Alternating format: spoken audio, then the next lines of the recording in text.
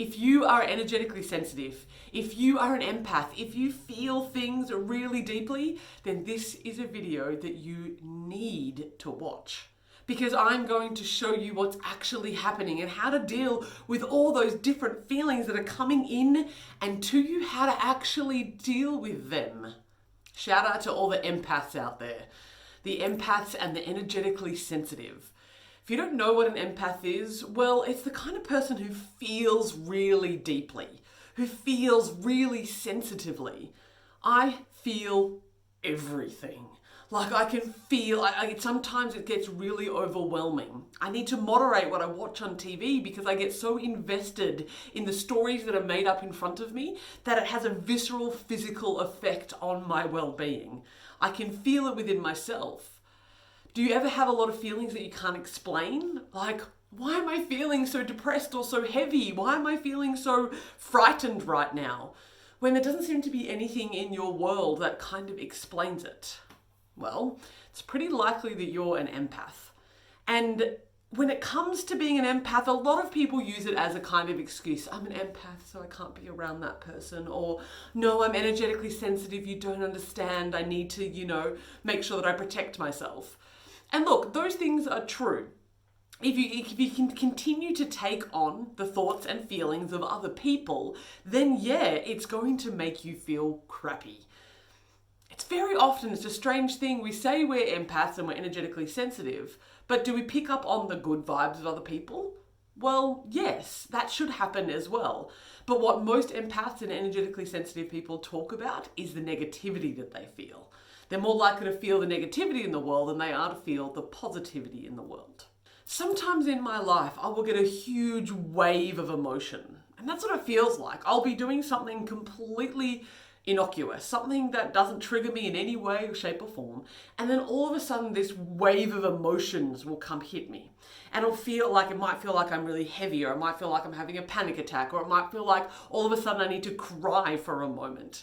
And I'll kind of stop and look around and think, what the hell is going on?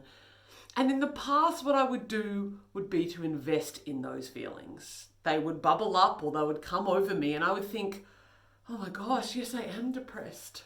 Oh, I am feeling really sad. Yeah. And then I would what my brain would do is look for all the reasons in my life to explain why I felt that way. If you go looking for problems in your life, you will find them. It's a guarantee. What you focus on is what you get. So if you go looking for your problems, you will find them. And that's what my good old brain used to do. Looking for all the reasons why I was feeling the way that I'm feeling. What if we looked at it like this for a moment? Imagine if there were like thoughts and feelings, negative ones, kind of floating through the air. Looking for kind of like a host. Looking for somewhere to live. Looking for somewhere to land. And it's cruising along. And they go, oh, there's an open soul. There's an open-hearted person. I'm going to go land in there because that way I can be expressed. If I go to that energetically sensitive person, Luna, then I'm going to be able to be, I'll be born and I'll be alive. So all these things are floating on through the air and it comes and it feels like it lands on top of me. So in that moment, I get to make a decision. In the past, when I don't have control of my mind, as I said, I just go, well, I must feel depressed for a reason. There must be something in my life and I go searching for it. Now, this is different if there's actually stuff going on in your life. If there's actually stuff that's causing you to feel anxiety and depression and grief and sadness and pain that's very obvious to you, then that's a whole different kettle of fish. This is about what happens when those emotions kind of just flood you and you kind of have no logical understanding as to why. So they're floating around, they come and land on you, they need a host. And I'm like, oh, here I am, right? Now, in this moment, we have a choice. If I invest in that feeling, think about it from like a financial point of view. If I decide to invest and put more energy and money into that thought or feeling, then it's going to grow bigger within inside of myself. The more I invest in it, the more it's going to grow bigger. The more that I am a really healthy, good host for these negative thoughts and feelings. And then it builds. And then it sort of just seeps into my being. This can last for a few moments, up to a few weeks or months or years, depending on how powerful these thoughts and feelings are. What if instead of investing, what if you stopped investing in those thoughts and feelings? You acknowledge them. So just say panic is coming over you. You're feeling that real sense of fear, but there's no logical reason why you would feel it. Cool. So step number one, I go, okay, label it. Label the feeling. Cool. Well, right now it feels like panic. It feels like fear. It feels like hiding. It feels like running away. Cool. I notice all these feelings. And then I go, logically, is there anything in my environment to suggest that I ought to be feeling this way? No. Okay, cool. They're not mine.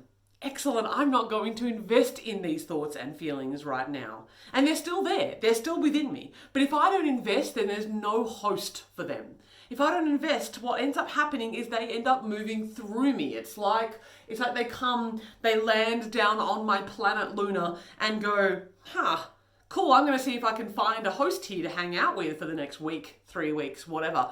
Oh, this person isn't investing in me. This person is rejecting me. This person doesn't feel like a viable host. I'm going to pick up and go find a different host. Sounds crazy, I know, but when you look at it like this, I label it. Oh, there's fear. There's panic. There's anxiety. Okay. And then what I do is say, thank you. I literally feel the feelings. I'm closing my eyes here because that's what I do in the experience. I breathe. Fear, panic. Okay, cool. And I let the feelings kind of wash over me. I let the feelings come up and I say, thank you. I say, I love you. And then I say, I surrender you. So I don't give it the opportunity to be a viable host because I'm not looking for all the reasons why this is true in my life. I'm saying, cool, I acknowledge that you're here. I'm not going to tell you to F off because that in itself, if you try to fight back, if you try to fight the feelings that are coming up with inside of you, that's still you being a viable host. If you're fighting them, you're investing in them. But if you love them, you're not investing. If you allow them to come and go through, cool, thank you for being here. Thank you for your contribution. I love you. I release you from me. And it feels like the wave comes into you, comes out of you and leaves. And this might happen many, many times in a day. This might happen many, many times in your week and in your life. It's like, feels like it comes, it's looking for a viable host. It comes and sits in me. It tries me on. I say, no, thank you. I'm not a good fit. It comes out and gone from me. Do you know an energetically sensitive person? Do you know someone who's an empath and takes on the energies of others that might not even be in the room with them? Then tag them, send them the link, copy and paste into them. Whatever you need to do, send this video to them because more of us need to know how to deal with these energies that are floating through the world. It doesn't seem very logical, but it's how we actually feel about it. Big love to you. Happy self-loving.